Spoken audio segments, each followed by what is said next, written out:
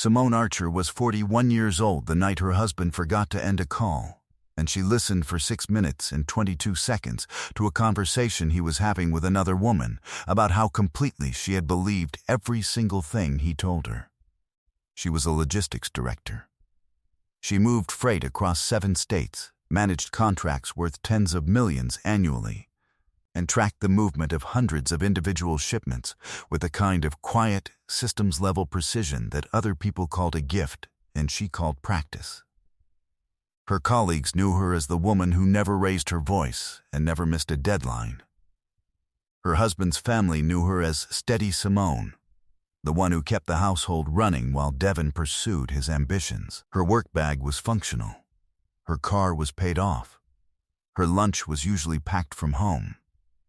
What Devin Archer did not know, had never thought to ask, was that the logistics operation Simone had spent 8 years quietly building had, in the previous fiscal year, generated just over $1.8 million in revenue, and that her name alone appeared on every contract, every account, and every clause of every partnership agreement she had ever signed. The call lasted 6 minutes and 22 seconds. She recorded all of it. What happened in the months that followed would dismantle everything Devin believed he had secured and leave him with precisely what he had earned.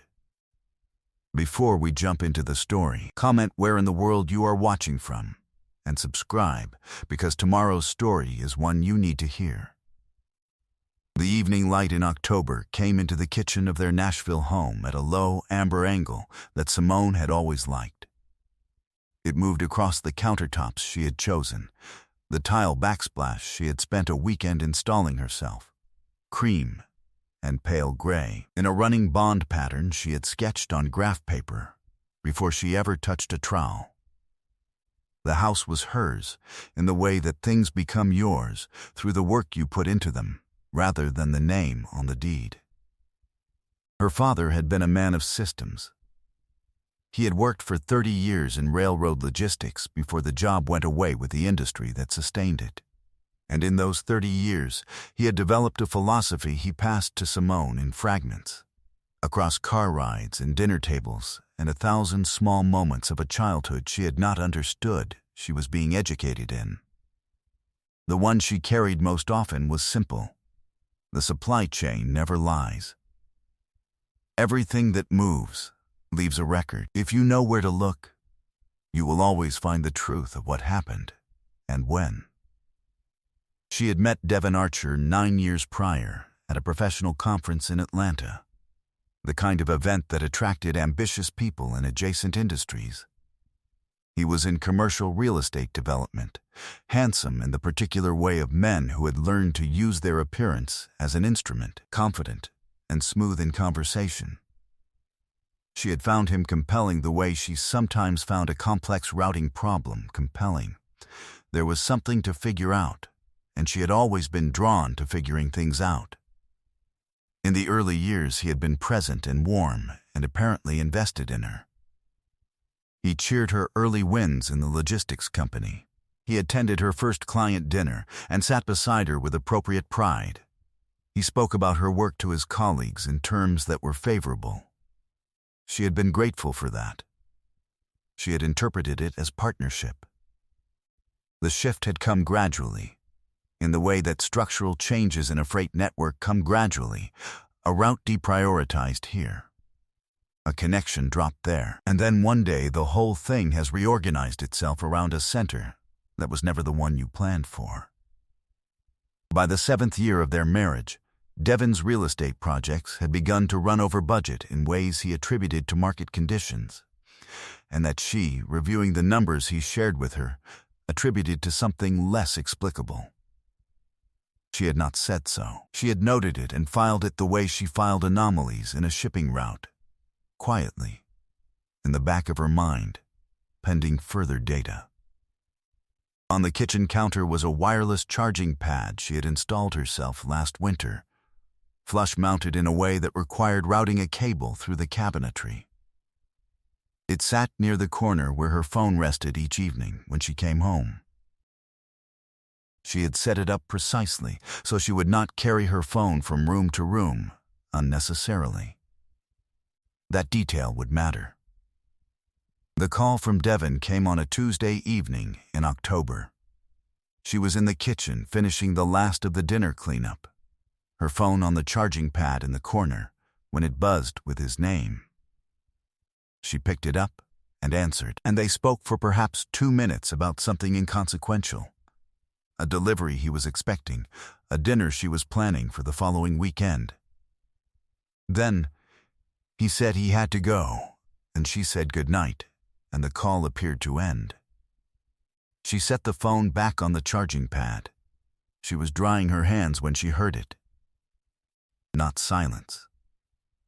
Sound. The call had not ended. She could hear ambient noise, a car interior, a radio at low volume, the particular compression of a phone held at a slight angle from someone's ear.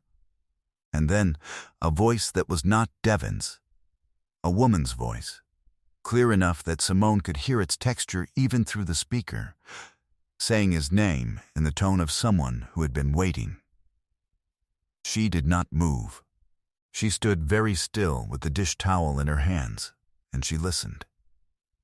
She heard Devon laugh, and the laugh was not the laugh he used in public, not the performed warmth she had heard across a decade of dinner parties and business introductions. It was something looser, unguarded. The laugh of a man who believed himself completely alone. She heard him say that it had gone fine, that Simone had no idea, that she believed every word he told her, and always had.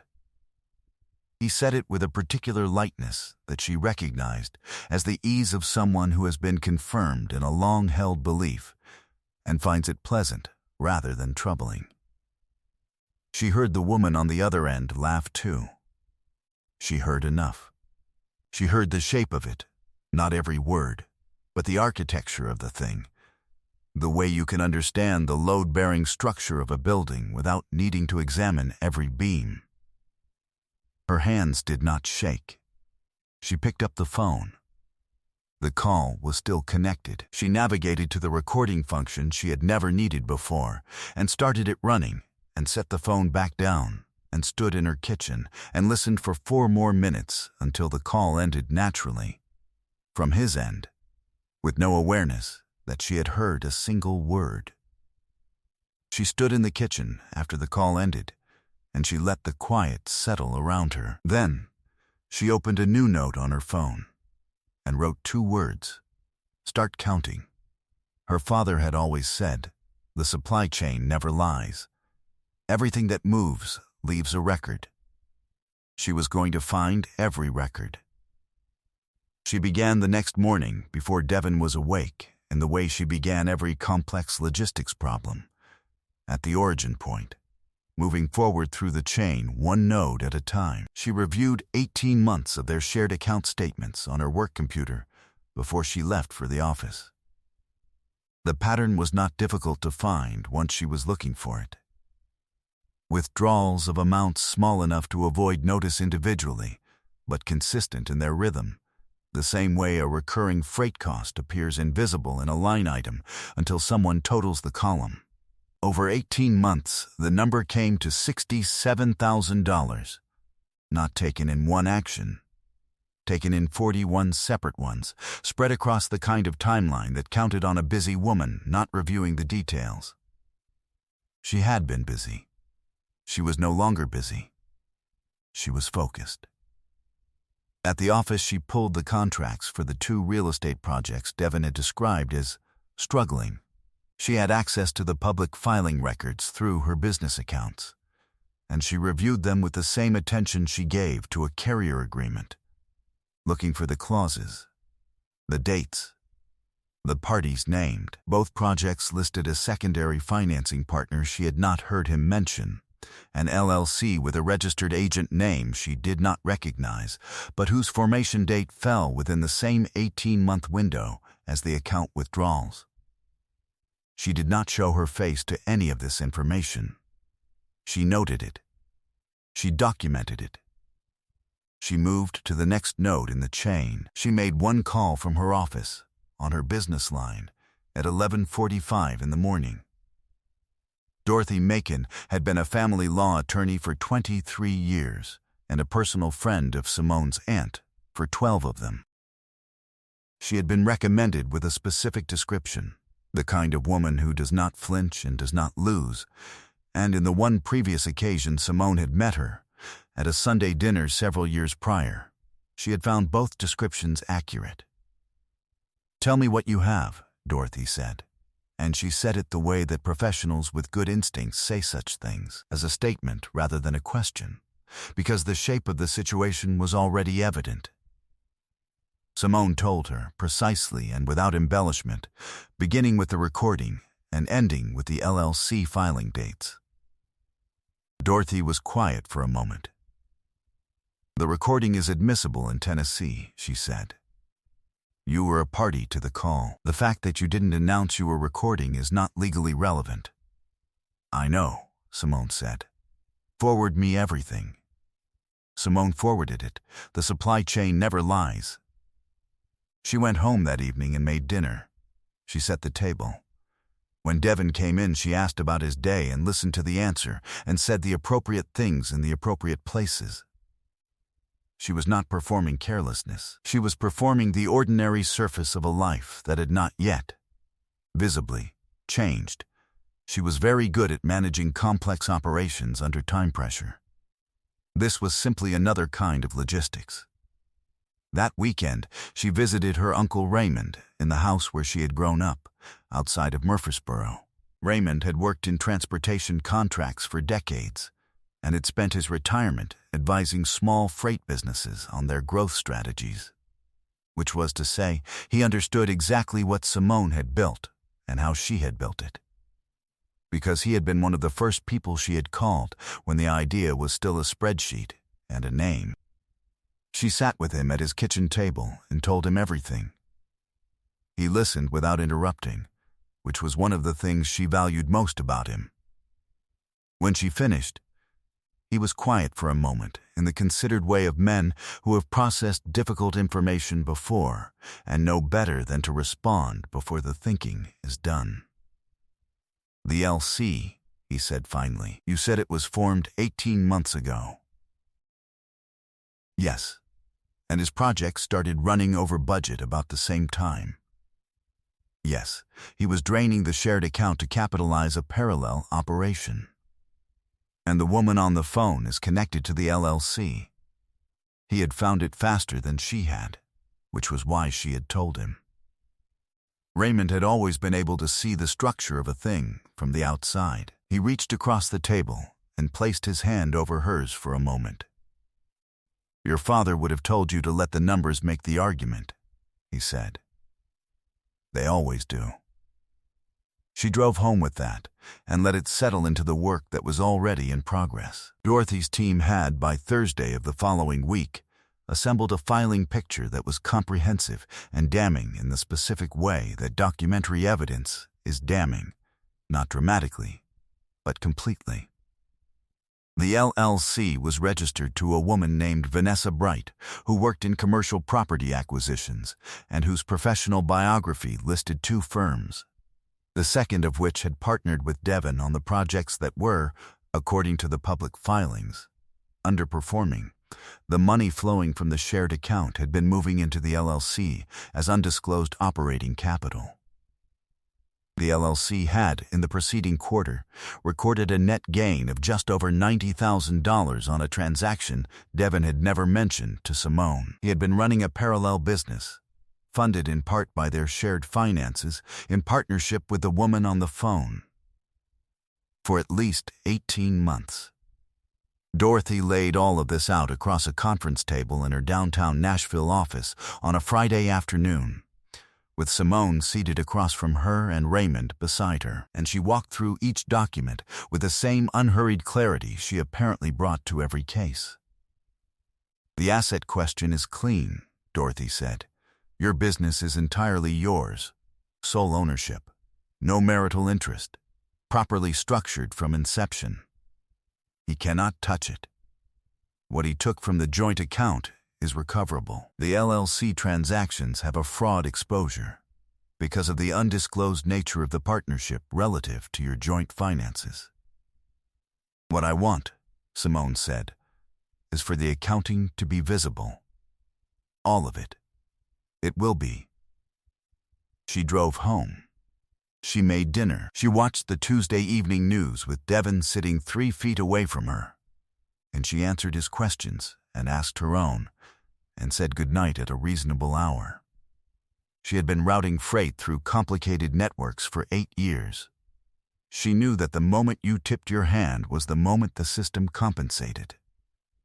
You held your position until the delivery was confirmed. Preparation is the work. Her father had said that too, in different words. The reckoning happened on a Saturday morning in November, in Dorothy's conference room, which Simone had selected because it was neutral ground with witnesses, and because the conference table was the right shape for the laying out of documents. Devon arrived expecting a mediation preliminary. His attorney, a man from a mid-sized firm who had reviewed very little of the actual evidence, arrived beside him looking professionally composed. Dorothy had invited one additional party, Simone's business accountant, a woman named Louise Park, who had maintained the books of Simone's logistics company for 6 of its 8 years and who could speak to every line of its financial history with the precision of someone who had lived inside those numbers. Devon came in and registered the room. Dorothy, Simone, Raymond, Louise, and his composure shifted in the small but legible way of a man who has arrived expecting a conversation and found something assembled instead. Dorothy opened without preamble. She laid the bank statements first. 41 withdrawals. 18 months. $67,000, itemized by date and amount. She placed them in a single stack in the center of the table. She laid the LLC filing documents beside them. Formation date. Registered agent. Vanessa Bright's name on every page. The operating agreement, which listed Devon Archer as a co-managing member, a fact his attorney had not been made aware of and registered visibly. She laid the transaction records for the LLC's profitable quarter, $91,000, dispersed to 2 accounts, one of which matched a personal account in Devon's name that appeared on none of the shared financial disclosures. And then Simone placed one final item on the table herself. A printed transcript of the recording, 6 minutes and 22 seconds, time-stamped and certified by a court reporter Dorothy had engaged the previous week. Devon's attorney leaned over and read the first paragraph of the transcript. He sat back and said nothing. Devon looked at the transcript. He looked at Simone. His expression moved through several stages in the span of a few seconds. Calculation. Then something that approximated contrition. Then the specific retreat of a man who has assessed the room and found no angle that works. He tried one. He said that the business had been separate from their marriage in every meaningful sense, and that the account withdrawals had been loans he intended to repay, and that she had to understand the pressure he had been under. Simone let him finish. She looked at him with the same steady attention she used when reviewing a carrier's performance data. Not angry, not cold, simply precise. "You told someone I believed every lie you told me," she said. "You were right. For a while. That's on me. But everything in front of you is on you. All of it. Every line." She stood. Dorothy will handle the rest. She collected the leather folio her father had given her when she registered her first business name, and she walked out of the conference room without looking back. Behind her, the documents remained on the table. The full accounting of a man who had believed that the woman he underestimated would never think to count. 10 months later, on an August morning, Simone sat on the back porch of a house she had purchased in East Nashville. A craftsman with good bones, and a yard that had been neglected for several years before she got to it. She had put in 4 raised garden beds over the spring, cedar-framed, built on a weekend with lumber she had cut herself, and the tomatoes in 3 of them were heavy and splitting at the seams with the particular abundance of things that had been tended correctly. A man named Ellis sat beside her. He was a transportation attorney who had worked on 2 of her freight contracts over the years, who had asked her once, in the parking structure of a courthouse downtown, whether she had ever considered how much easier certain contract reviews would be over a decent meal. She had found the directness appealing. He was quiet in the way she recognized, the kind of quiet that comes from having enough to say and choosing when to say it. He did not perform for rooms. He asked good questions and listened to the answers. Devon Archer had, in the preceding months, concluded a settlement that returned the $67,000 to the joint account, plus interest, as part of a fraud resolution that also resulted in a civil judgment against the LLC. Vanessa Bright had dissolved the company and returned, Simone understood, to a position in a smaller market. Devon had left his real estate firm under circumstances that his former colleagues described, to people who asked, in careful and abbreviated terms. His professional standing in Nashville's development community had contracted in the quiet but permanent way that such things contract when the documentation becomes public record. His mother had called Simone twice in the spring. Simone had been kind both times and brief. Some accounting eventually closes. Louise Park had processed the logistics company's strongest quarter in its history in the month prior. Contracts across 4 new carriers, a regional expansion into a market Simone had been building toward for 2 years. $1.8 million the year before. The projection for the current year was higher. Ellis reached over and set a coffee mug on the arm of her chair without being asked, because he had noticed she had set hers down and it was getting cold. It was a small thing. It was the kind of small thing that meant something. The tomatoes sat heavy in the morning light. The raised beds were level and square, built correctly, built to last. Bitterness required ongoing emotional investment in people who no longer deserved it. She was not bitter. She was free. She was solvent. She was building. I hope you enjoyed that one. Be sure to like the video and subscribe so you don't miss the next story. I've picked out 2 more for you that I think you'll really like.